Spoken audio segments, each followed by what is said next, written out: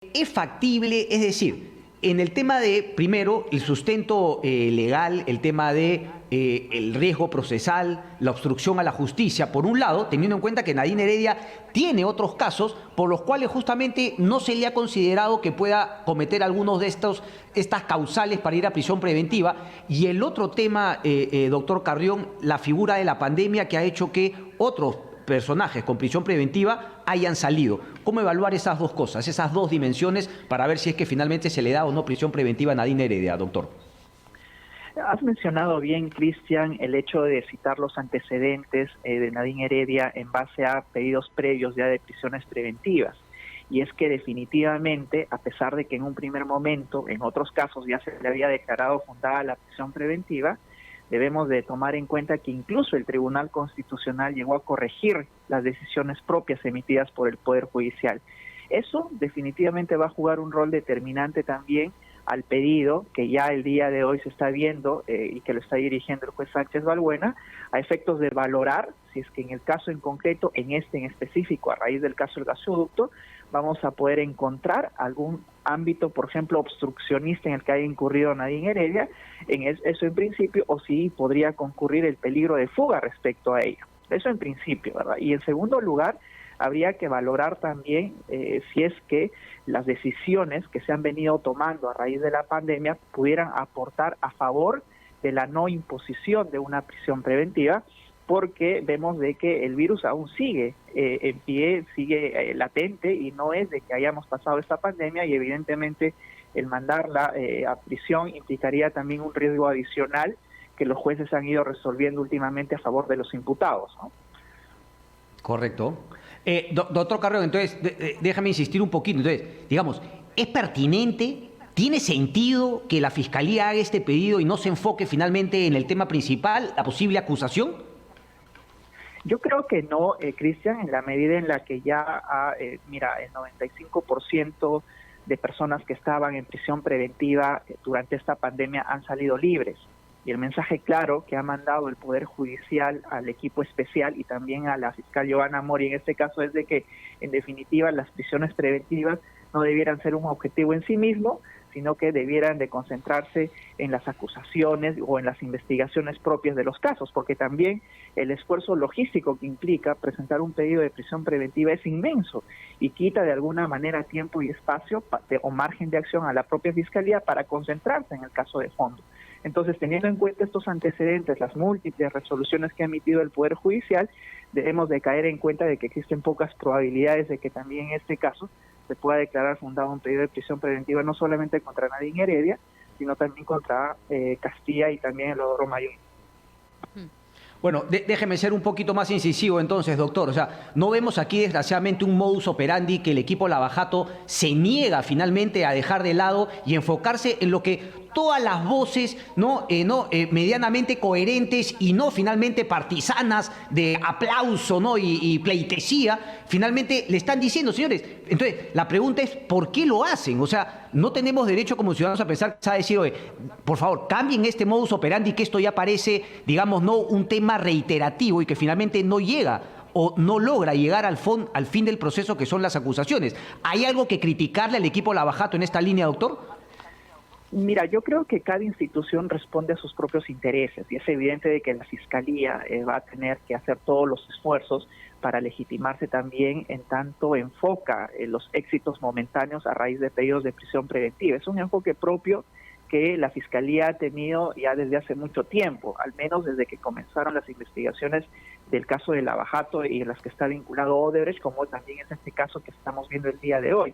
Entonces es una tradición que yo creo que de un día a otro no va a cambiar, porque es una política que también la dirige el propio coordinador, que es el fiscal Vela, y dudo mucho de que vaya a cambiar de un día a otro, pero lo que sí podemos esperar de que como elemento corrector pues sea el Poder Judicial quien constantemente esté llamando la atención precisamente a este tipo de postulados, y veamos en este caso que se está viendo el día de hoy, porque también es un poco distinto el caso de Nadine como el caso de Miguel Castilla, por ejemplo, en el cual quizás por ahí se ha deslizado un elemento obstruccionista a raíz de una reunión que gestionó con la anterior secretaria general del ministerio, de uno de los ministerios, para eventualmente solicitar información. Veamos cómo eso es valorado por el propio juez y si eso podría considerarse, por ejemplo, como un elemento obstruccionista a la investigación, o en el caso mismo de si logran, en este caso la Fiscalía, probar de que en efecto Nadine Heredia está obstruyendo el buen desempeño de las investigaciones fiscales, ¿no? Yo creo que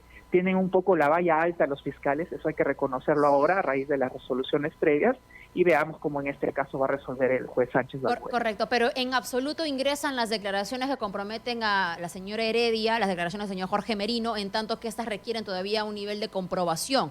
No solamente nos podríamos guiar de los dichos para fortalecer, digamos, el sustento de los fiscales. Eso es algo vital lo que acabas de mencionar, Fátima, porque no solamente basta la versión de un colaborador o de un testigo para poder tomar por ciertas estas afirmaciones. Necesitan de elementos corroboradores. Eso es lo que constantemente se le ha venido diciendo a la Fiscalía, y también es el caso de ahora mismo. O sea, ¿qué aportó Eleodoro Mayorga, por ejemplo, para poder, en base a esa versión, tener en cuenta de que sí se han cometido algunos delitos, o en su defecto de que se ha tratado de obstruir a la justicia? Pero esos elementos corroboradores son necesarios y van a también tener que exhibirse el día de hoy en la audiencia que ya está comenzando. O sea, hoy deberíamos también conocer lo que ha reconocido el señor Merino.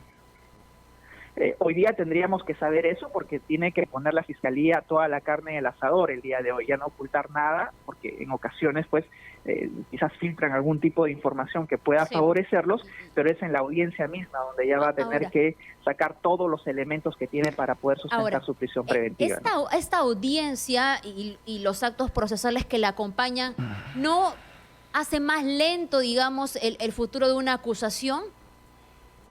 Evidentemente, porque también implica un esfuerzo logístico el concentrar esfuerzos en formular pedidos de prisión preventiva en lugar de enfocarse quizás en los propios actos de investigación. Ese es un esfuerzo logístico que hay que reconocer. No es sencillo armar un pedido de prisión preventiva. Como mediano triunfo, digamos, ¿no?, en el camino, para los aplausos también. Claro, yo creo que por ahí va un poco también la filosofía propia de la Fiscalía en los últimos tiempos, pero evidentemente es un éxito momentáneo, como también el hecho de que lo fue que a todos los que estaban en prisión han sido liberados durante la pandemia. Entonces, eso yo creo que ha sido un golpe duro para la Fiscalía y, bueno, va a tratar dentro de sus posibilidades de revertir esta situación con pedidos como los que ahora vamos a observar en estas audiencias. Correcto. Doctor, una preguntita. Lo que ha dicho Fátima me parece vital. Hoy día vamos a conocer, digamos, las declaraciones de Jorge Merino y con qué elementos va a corroborar lo dicho, pero también vamos a conocer, digamos, bajo qué figura él es aspirante a colaborador eficaz. Es decir, vamos a saber qué delito admite Jorge Merino para ser aspirante a colaborador eficaz. No necesariamente qué delito se le imputa a él o qué delito reconoce, sino lo que sí vamos a poder apreciar el día de hoy son qué elementos sustentan la versión de Merino, porque estamos en realidad el día de hoy evaluando los eventuales delitos que han cometido Nadine Heredia y también Miguel Castilla y Eleodoro Mayorga.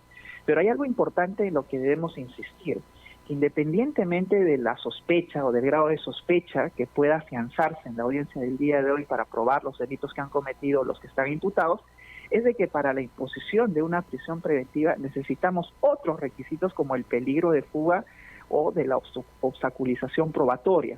Eso es lo determinante, porque si yo ya tengo como fiscal todos los elementos que aportan a probar que ellos evidentemente han cometido el delito, por ejemplo, de colusión con Odebrecht, pues entonces tendrían que enfocarse en una acusación.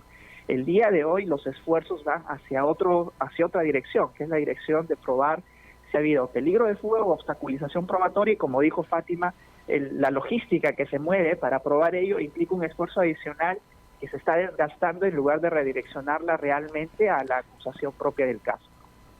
Doctor, pero en términos reales no quedamos únicamente con la figura de obstrucción, porque, claro, uno podría alegar peligro de fuga en tiempos de pandemia, no hay aviones, fronteras cerradas, ¿de qué estamos hablando?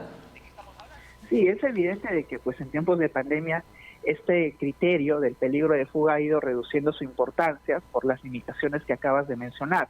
Y entiendo de que también a raíz de toda la información que ha salido a la prensa, el enfoque que le van a dar el día de hoy para poder sustentar la prisión preventiva va precisamente por el peligro de obstaculización probatoria. Digamos, la obstaculización probatoria como directriz de fundamentación para el pedido de prisión preventiva, ¿no? Y ahí tenemos pues incluso para el mismo Miguel Castilla el hecho de haber gestionado una reunión con una secretaria general de un ministerio, pues también apunta a esa fundamentación por parte de la Fiscalía, ¿no? Yo he leído esa declaración, hoy la publicaba Perú 21, no sé si usted la ha revisado, doctor, y le parece efectivamente una argumentación de obstrucción a la justicia. O sea, él era un investigado, no sé si es que ella ya era testigo o, claro, se le convoca a ella sabiendo que iba a ir a brindar su testimonio. ¿Usted cómo analiza esta información que ha salido? ¿Efectivamente podríamos hablar de una obstrucción a la justicia por esa reunión? La sola reunión en sí no necesariamente puede orientarse o interpretarse como una obstrucción a la justicia, porque, digamos, por parte de la defensa podría arguirse de que simplemente buscaba información respecto a cómo han sucedido los hechos. Para configurar una obstrucción a la justicia, al menos en los términos en los que el Código Procesal lo entiende, es de que debe tratar de influenciar para que el testigo pueda dar una versión determinada favorecedora para el investigado. Eso es precisamente lo que va a tener que probar ahora. Entiendo de que esa noticia que ha salido a Perú 21 es porque está recogido en el documento que ahora mismo se va a discutir, pero los estándares, al menos que el Código Procesal establece para abordar el peligro, digamos, la obstrucción a la justicia, implica de que se pueda un poco manipular al testigo para que pueda dar una versión favorecedora. Vamos a ver si es que son en estos términos en los que expone la fiscal Giovanna Mori para poder sustentarlo. Pero yo creo que prima fase, digamos, visto de una manera preliminar, la sola reunión no necesariamente tiene por qué interpretarse como un acto obstruccionista, ¿no? ¿Y cómo se habrá filtrado esa...?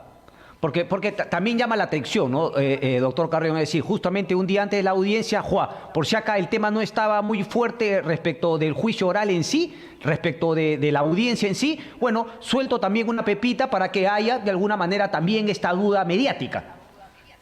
Bueno, sí, esa quizás es una pregunta que habría que dirigirla más bien a los fiscales, ¿no? Porque son ellos los que manejan la información y habría que ver cómo y de qué manera pues llegan a parar.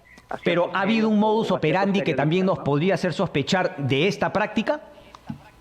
Bueno, claro, o sea, no es un secreto el hecho de que cada vez que se van a dar este tipo de audiencias, pues hay, digamos, la prensa o ciertos periodistas que también publican informaciones que necesariamente tienen que haberse obtenido de la carpeta fiscal, y esa es una información en realidad que de acuerdo al Código Procesal debería de manejarse de manera solamente accesible a quienes son los sujetos procesales y no necesariamente frente a terceros, ¿no? Clarísimo, clarísimo. Claro. Doctor, había una última, Fátima, no sé, quizá irnos a lo de los 36 meses de impedimento, creo que es contra el excongresista Héctor Becerril. Sí, también, pero el alcance a la a la defensa de los investigados en el caso gasoducto, ¿no? Me refiero al señor Pedraza. Lo mismo que sucede también con Keiko Fujimori. Bueno, sí, vemos de que la Fiscalía en realidad durante estas 3 últimas semanas ha estado enviando acusaciones constitucionales contra excongresistas y también contra otros personajes de alto perfil que tienen naturalmente el derecho al antejuicio, y yo creo que esto está apuntalado por el hecho de que nos encontramos frente a un nuevo Congreso que va a ser un poco más permisible para aceptar este tipo de pedidos, ¿no? Vemos de que ahí Becerril, por ejemplo, acaban de pedir 36 meses de impedimento de salir del país, y yo creo que tienen buenas opciones de que en realidad se ha fundado este pedido, pasando naturalmente primero por el filtro del Congreso, ¿no? Correcto. Bueno. Correcto. Señor Carrión, muchas gracias por la comunicación. Vamos a estar seguros recorriendo usted nuevamente. Muchas gracias. Gracias, doctor.